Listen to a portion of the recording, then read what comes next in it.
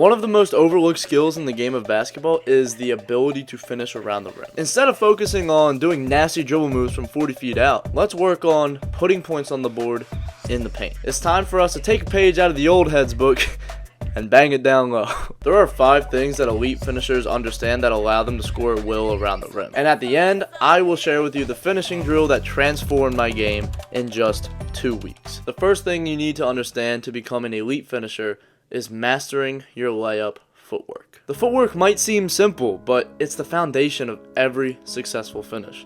If your footwork is off, you're gonna struggle with consistency. When you drive towards the basket, you're allowed 2 steps before you take off for your shot. If you do 3, that'll be called a travel. Here's how you should approach it. First, we'll talk about the right-handed layups. Step first with your right foot, then push off with your left. For a left-handed layup, the process is reversed. Take your first step with your left foot, then take your second step with your right foot and push off of it as you jump to finish the shot. Hey, real quick, this is Mark. In the future, I'm editing this video, and I just wanted to mention this. You can also do same foot, same hand finishes. Don't be afraid to do that. Or if the situation calls for it, you can push off the same foot on the same side that you're finishing on. Getting this rhythm down is critical.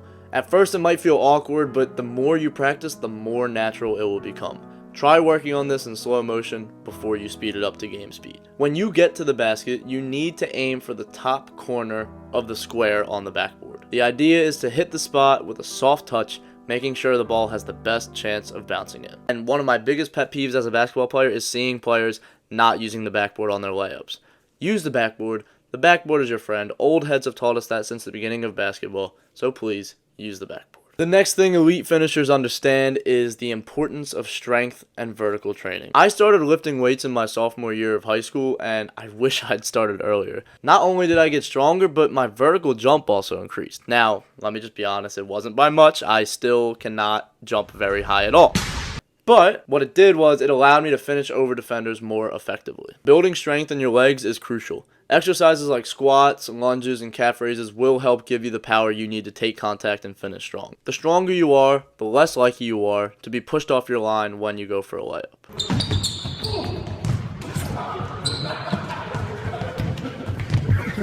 To really elevate your finishing game, work on your vertical jump. Plyometric exercises such as box jumps and jump squats will help improve your explosiveness. When you increase your vertical, you not only improve your ability to get up over defenders, but you also create more space for yourself to finish around the rim. As you get stronger and jump higher, you'll find it easier to make tough finishes in the paint even when you're under pressure. Another key to being an elite finisher is understanding when to use 1-foot layups versus 2-foot layups. Both types have their strengths, and knowing when to use each one can help make you a much more versatile scorer. Let's talk about the 1-foot layup. The 1-foot layup is all about speed and extension. When you're in transition or on a fast break, this is your go-to move. By jumping off of 1 foot, you can reach higher and extend farther to avoid defenders. It's quicker than a 2-foot layup and helps you finish in situations when you don't have a lot of time or space. You'll find that with a quick push off your last step, you can extend your arm and finish with more speed. But remember that soft touch with the backboard. The 2-foot layup is all about control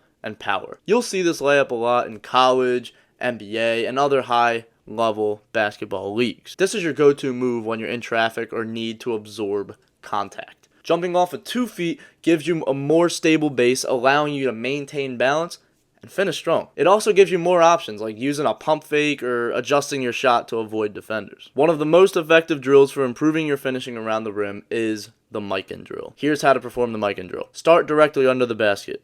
Perform a right-handed layup first, aiming for the top corner of that square on the backboard. As the ball goes through the hoop, catch it quickly and transition to your left hand for a left-handed layup. Repeat this pattern, alternating hands and making sure you're using the correct footwork. Step with the opposite foot of your shooting hand. The key to the Mikan drill is maintaining a fluid, consistent rhythm.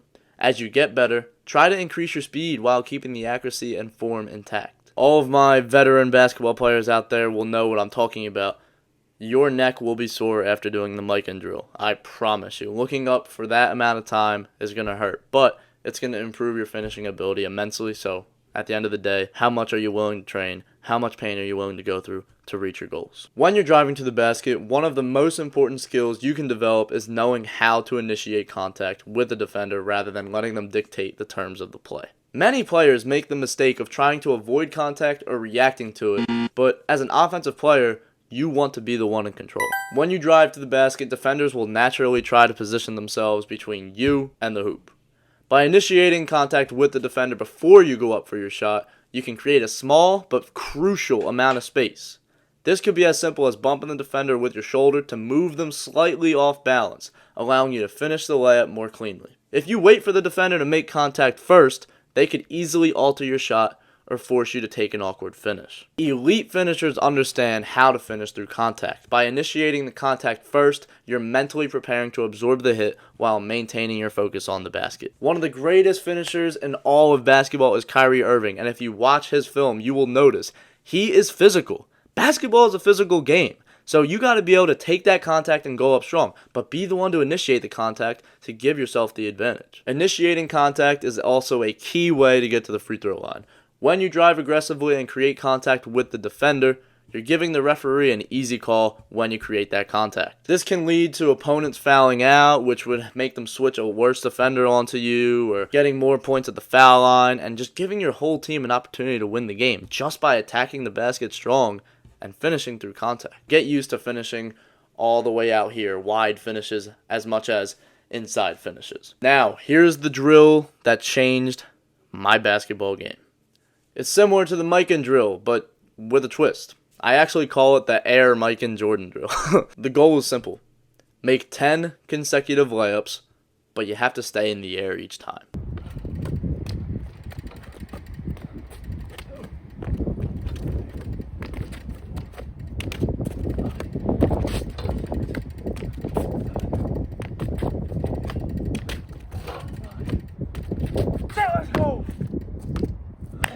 Every layup must be completed while you're airborne, and you can't let the ball hit the floor. Once I got comfortable with it, my finishing improved drastically, and I could feel my confidence growing every time I attacked the rim. It was extremely hard for me to get 10 in a row since I'm not the most athletic player in the world, and it was also difficult because, well, I purposely did it at the end of my workouts when I was tired. I didn't let myself go back inside until I made 10 in a row, and it was so painful when I would get to 9. And then miss. Oh man, the amount of times that happened to me is actually sad.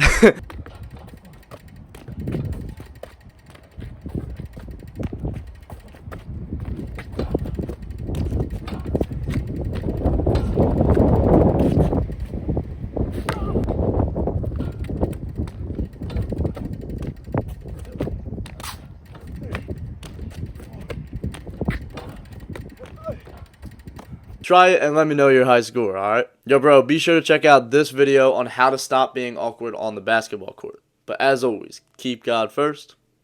Good luck, bro. I'll see you, man.